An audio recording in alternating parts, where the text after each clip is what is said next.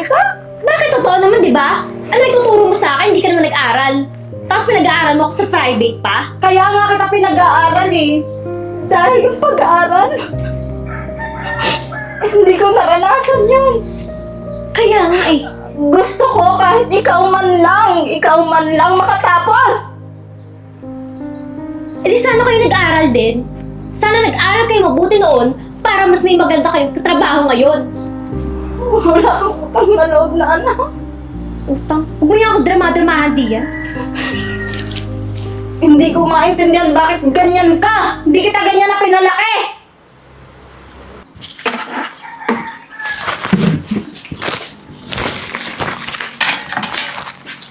Oh, anak.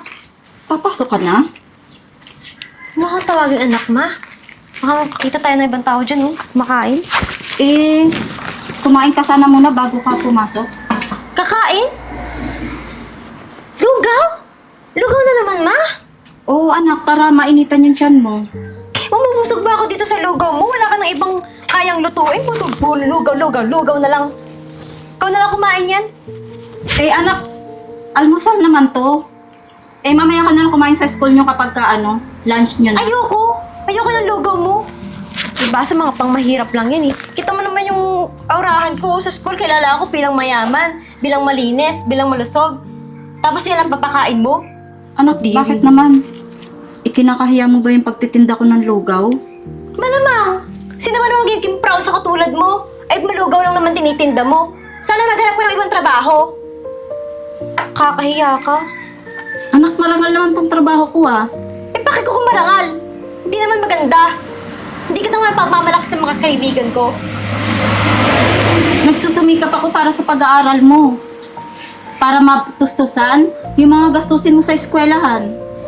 Marangal nga. Pero nang sasabihin ng mga kaklase ko, yan yung pinapabaon niya sa akin?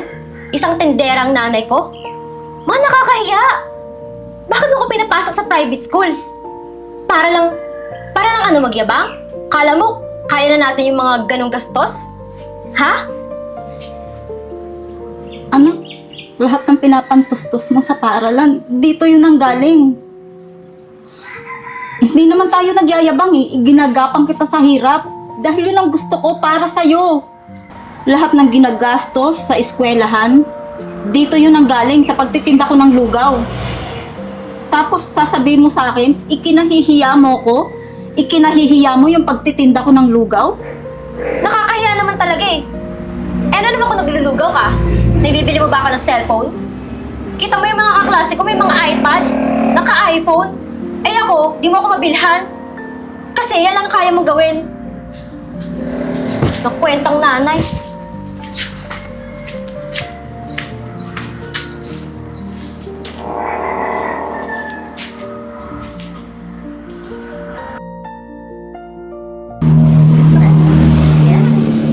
Saan tayo? Pao, magmamahal kami. Gusto mo sumama? Kakain kami sa Sige. mamahaling restaurant. Gusto ko yung buffet. Tara, mag-buffet tayo. Afford mo ba? Oo sige, naman. kung kaya mo, sige, tara. Pero gusto ko ng mga, siguro mag-dessert din tayo after. Milk tea! Milk tea tayo, please! Sure. And plano kasing i-vlog yung fine dining restaurant na yun. Kasi bago lang yun eh. Tingnan nga ng phone mo. Magkano ba yan? Oh, maganda yung camera. HD. Oh, kitang-kita Hi, yun. hi anak. Wow. Ano ginagawa mo dito? Ma, narinig mo? Oh my gosh. Yung taga-tinda ng lugaw? Oh my gosh, Pauline. Hindi. Four? Hindi. Ano ba? Ba't pumunta dito? Eh, anak, dinalhan lang naman kita ng ulam kasi kanina hindi ka nag-almusal eh. Ano? Eh, naisip ko baka nagugutom ka na. Ako ba nga? Ano sasabihin sa akin ng mga klase ko dito?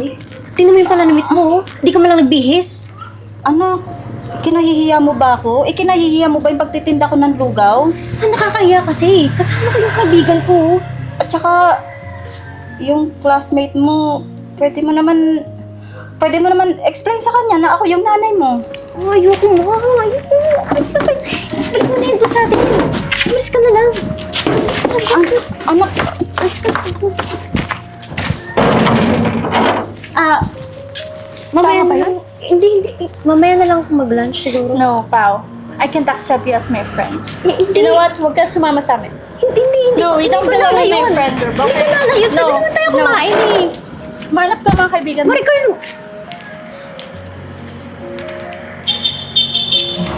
Hindi ko pa dito sa...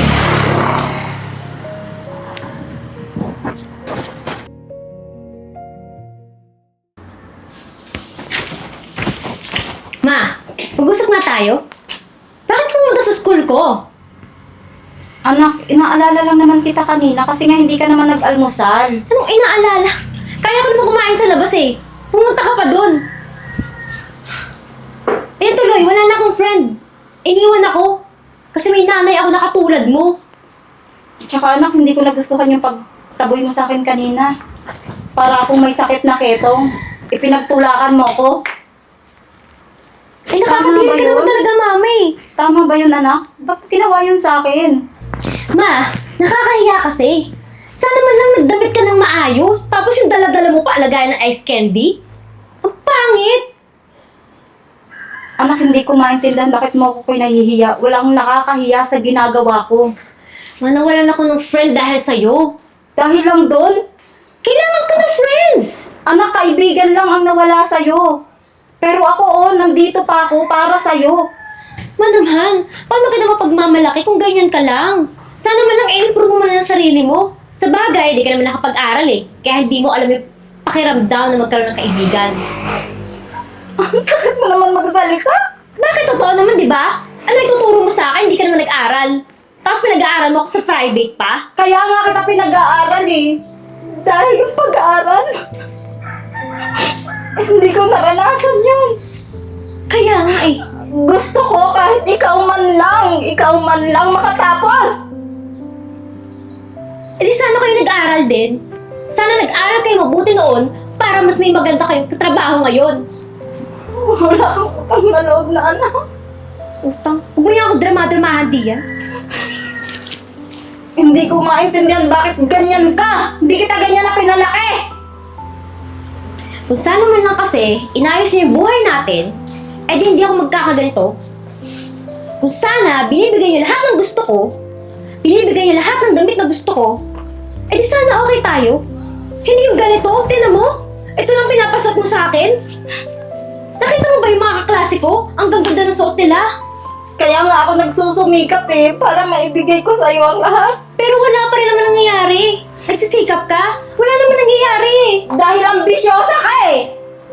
Ako pa ang bisyosa? Ambisyosa kayo ng totoo. Hindi mo ma-appreciate. Lahat ng ginagawa ko para sa'yo. Eh wala ka namang ginagawa eh. Wala akong nakikita. Wala! Tapos ang nakikita mo lang, kung ano yung mali ko, yung baba ng ginagawa ko. Pero ikaw anak, binibigay ko sa'yo, hindi mo makita. Lahat ng sakripisyo ko, hindi mo makita. Yung ko sa'yo, ma, hindi mo ko maintindihan kahit anong paliwanag ko. Ikaw hindi nakakaintindi sa akin sa Ikaw totoo yung hindi lang. nakakaintindi. Hindi mo ko maintindihan bilang anak mo. Kasi iniisip mo, kaya mo na ako, kaya mo akong buhayin sa ganyan lang. Hindi, ma. Malaki ang pangangailangan ko bilang anak.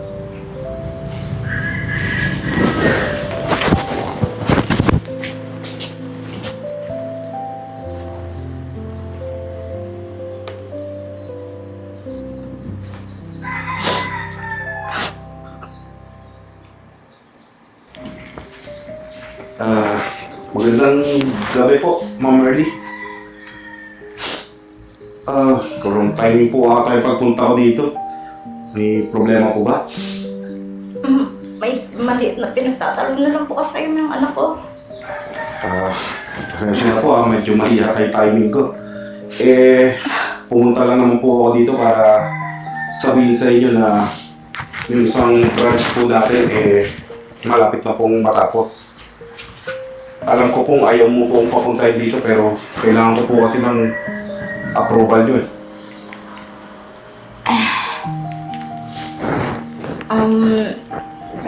Kayo na po ang bahala sa lahat. Total naman, ipinagkatiwala ko na yun sa inyo. Kaya kayo na rin ang magdesisyon. Ang buong akala ng anak ko kasi isa lang akong mahirap. Hampas lupa na ikinakahiya niya. Ako. sa tingin ko po, kailangan niya pong malaman kung ano po talaga kayo. Mabuti pa nga siguro. Ma? Ano yun? Anong meron? Siya na magpapaliwanag sa'yo kung ano ang totoong nangyayari. Ako nga po pala si Marlon Española. Ako po yung representative ng company po ni Ma'am Merly. Company? Company ni Mama? Opo. Marami po siyang branches ng mga street foods at saka magbubukas na rin po yung isang restaurant na ginagawa po namin. Restaurant, Ma? May Totoo yun. restaurant ka? Totoo yun, anak. At hindi lang po yun. Matatapos na rin po yung bahay po na pinagagawa niya. Bahay? May bago tayong bahay, Ma? Meron din akong ipinatay yung bahay. Kakabahay na tayo, Mama? Siguro, ako lang muna. Ikaw? Ako lang muna. Ano ikaw, Ma? Kasi alam mo, sa totoo lang anak, nagpanggap akong mahirap. Hindi ko ipinaalam sa'yo kung ano ang tunay na nangyayari sa akin. Dahil gusto kong malaman kung ano ka talaga bilang anak. Pero sa nakita ko, labis mo kong ikinahiya sa mga kaibigan mo. Mukhang hindi ka karapat dapat. Ma, hindi ko naman sinasadya. Tsaka, di ko alam eh. Hindi naman talaga ako ganun eh. Siyempre, akala ko mahirap tayo, kaya ganun na lang ako. Kasi gusto ko ng mga bagay no, yung mga klase ko naka-iPad. Ako wala. Kung nalaman mo ba na mayaman ako, ganun ang pakikitungo mo sa akin? Hindi. Pagtatabuyan mo pa rin ba ako? Ikakahiya? Hindi. Hindi po. Ang gusto ko lang sanang mangyari, anak, mayaman o mahirap tayo, sana nandun ang puso mo para sa akin. Magbabago naman ako, May. Kaya ko naman magbago. Mapakabait na ako. Mawalang galang nga po kasi Miss Pau, may tumulong po talaga sa kanya. Oo, tendera po talaga siya ng mga kakanin at saka lugaw at iba pang mga street foods. Pero may tumulong po sa kanya para matupad niya yung pangarap niya dahil sa sipag at tiyaga ng nanay mo. Ngayon, sinabi po niya sa akin na lahat ng meron siya sasabihin niya sa 18th birthday mo. Surpresa sana sa'yo yan eh. Sa 18th birthday ko? So, surpresahin sana kita, anak. Sa 18th birthday ko? Oo, anak. Gusto ko sanang isurprise ka. Naku, Ma, sorry. Sorry, Ma. Hindi ko kasi alam eh. Tsaka, nadala lang talaga ako kasi yung mga friends ko, tataas nila, niyayaman. Nainggit lang naman ako eh. Yan yung babawi po ako, Ma. Babawi po talaga ako. Alam mo, anak, papatawarin naman kita eh. Pero, sana, may natutunan ka doon. At saka isa pa, gusto ko, lahat ng napagdaanan ko, yung pagtitinda ko ng lugaw, gusto ko, doon ka mag-umpisa. Para matuto ka rin kung paano kumita ng pera. Hindi para ikahiya ang magulang niya. Naintindihan mo ba? Nga po, Ma. Tutulong po ako sa inyo. Mula ngayon, tutulong ako sa inyo. Isama ako sa inyo sa pagtitinda. At hindi ko na rin po kayo kakahiya. Babago ka na ha? Opo, Ma. Sorry po. Sorry. Sorry.